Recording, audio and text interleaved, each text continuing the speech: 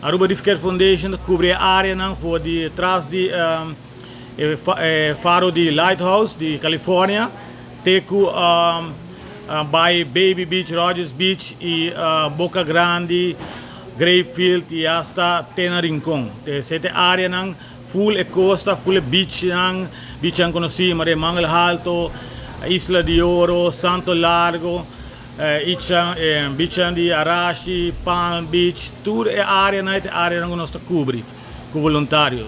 E aí aqui trobe nós usa Neptune Henriques Park como nosso centro de operação. Aruba Tourism Authority está querendo que o evento aqui é essencial, é essencial, mas também é importante para criar conscientização entre os gente local, mas também entre os visitantes. E conscientização para manter os beaches limpos, também mang com o Destination Development Plan, que é comer para o futuro, na qual algum ponto não está como oferendo, qual nós está sendo agora aqui. Maneira Wildlife Protection Awareness, Beach and Ocean Policy Awareness, proteção de nos coral e biodiversity nos marina.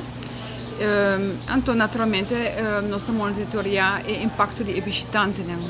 Durante a ano, nós estamos educando os gente local com campanhas para via de meios de comunicação, maneira Beach Smart durante a Semana Santa.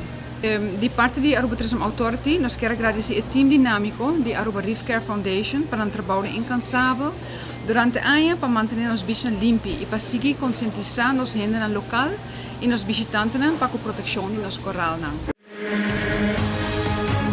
Essa aqui é Arubiano, o website